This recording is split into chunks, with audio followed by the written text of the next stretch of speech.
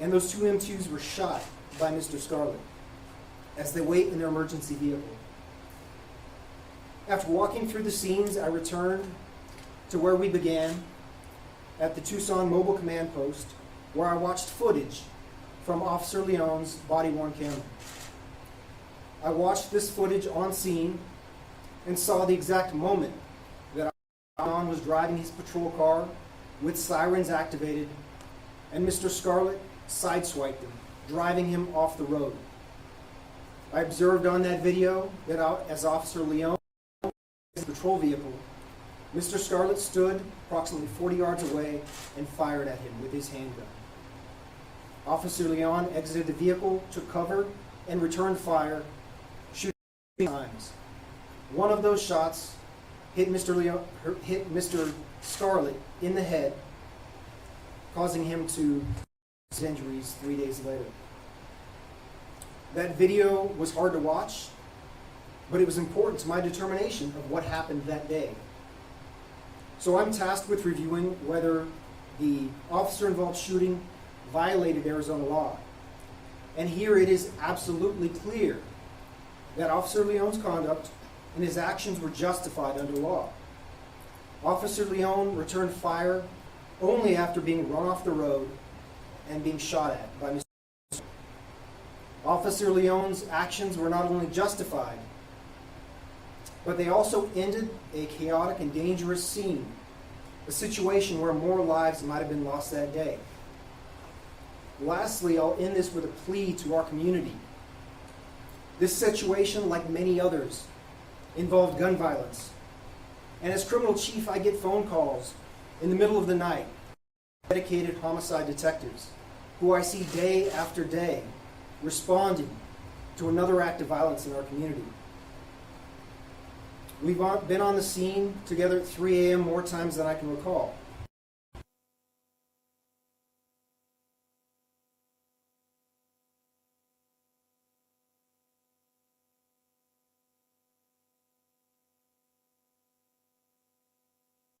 Into so many families.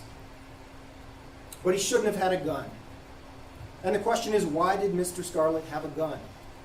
Our ATF partners did a trace and determined that gun came through a private party sale, which wasn't documented, which didn't involve Mr. Scarlett, years ago. And how that firearm ended up in the hands and bent on committing the acts that he did that day is beyond me. Resources are available, but we must be proactive and aware. And I turn over to our Victim Services Director of Virginia to talk to you a little bit more. Thank you.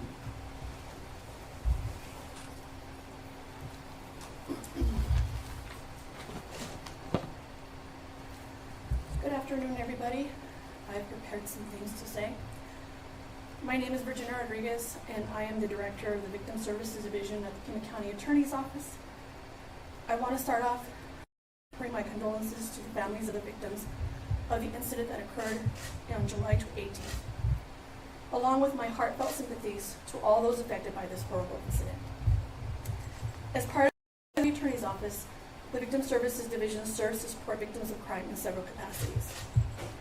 Whether it's responding on scene with law enforcement to do crisis work with victims, working with victims, going through the criminal justice system by cases prosecuted by this office, or directing victims to appropriate resources with our community partner agencies.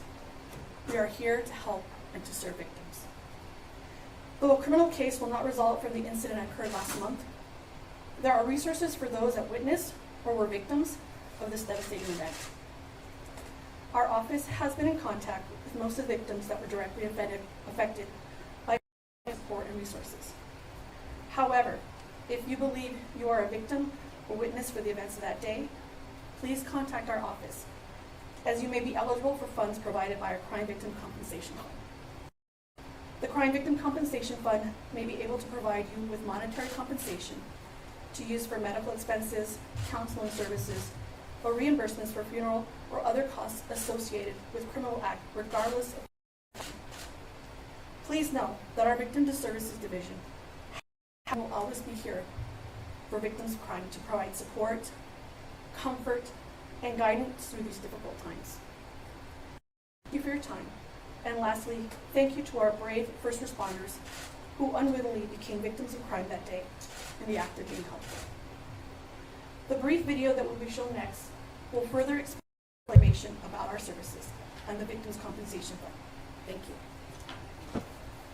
Violent crime can leave a devastating and lasting impact on our community. If your loved one has been killed in a violent crime, or you suffered an injury due to a violent crime, to witnessing a violent crime, or trying to apprehend someone accused of a violent crime, there may be financial assistance available for things like medical costs, mental health treatment, funeral expenses, or loss of wages. To find out if you're eligible for assistance, please call the Victim Services Division of the Pima County Attorney's Office at 520-724-5525 or call us at the address on your screen. We're here to help.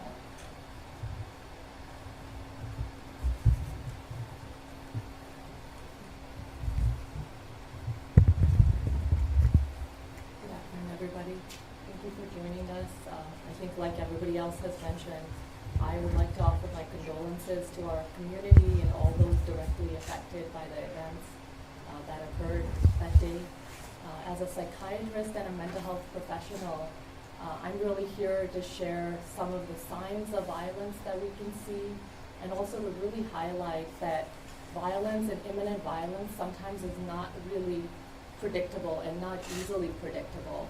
What we can really look for are the signs of impending violence or behavior that seems to indicate that somebody may be at risk of engaging in violence. As a mental health professional, I also have to share that mental illness is not the cause of gun violence. I know that there's a lot of information sometimes, and I would call it misinformation, about mental illness and violence being equated. There are some mental health conditions, especially symptoms, that can lead a person to be at a higher risk of violence.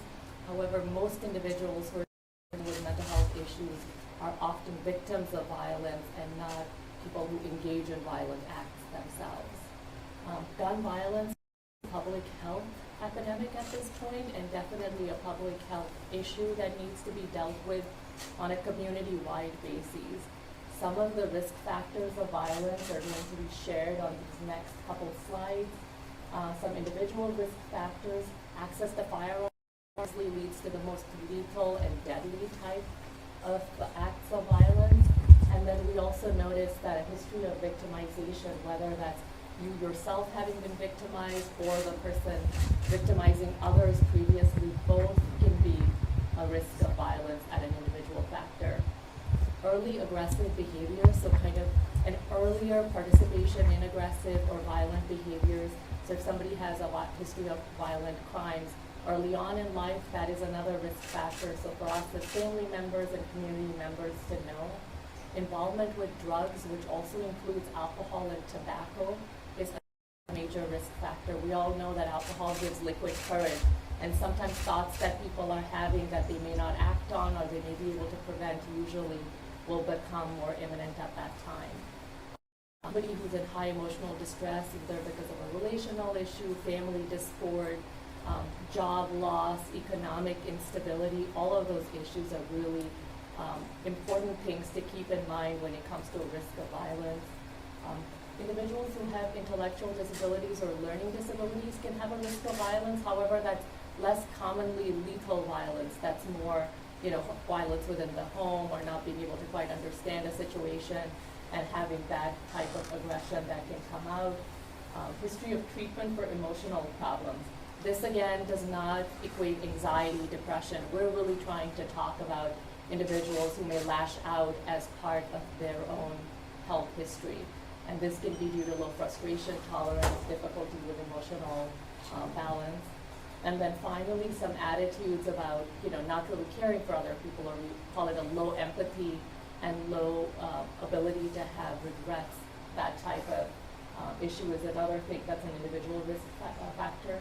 And then finally, exposure to violence, either in the community. So if you live in a community where there's a lot of violence that you see, or violence within the family, can lead to a person becoming numb to that behavior and thinking maybe that's really the way to engage in discord or difficult situations.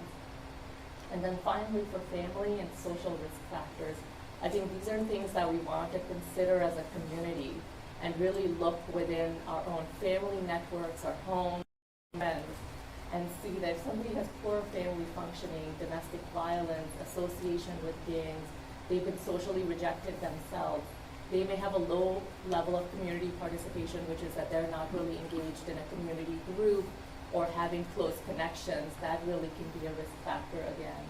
And then a history of substance use within the family. So growing up in that sort of setup where there can be discord. And finally, diminished economic opportunity. So again, one of those things which we as a community have to come together and make sure that everybody's able to be uplifted so that we can be at a place where there's less violence in our community. And finally, this graph for violence mitigation, it starts with what can have the greatest impact at the bottom, which is socioeconomic factors, addressing inequity, addressing systemic and structural racism, funding social services, just things that can help everybody have access and not feel desperate. And then finally, also changing context and make individuals' default decisions healthy. So I think we heard from others here that having that background check, being able to implement those safety measures is important. And then having some extreme risk laws.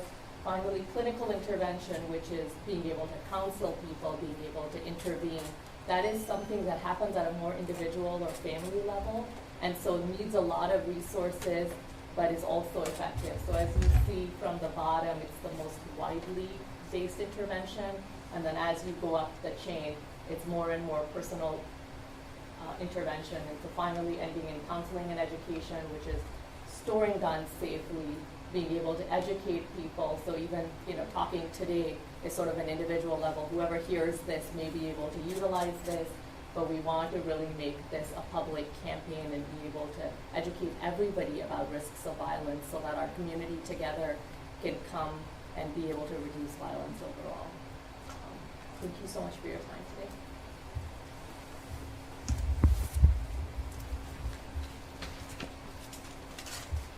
Good afternoon. My name is Ed Mercurio Sacco. I'm the CEO at Emerge Center Against Domestic Abuse.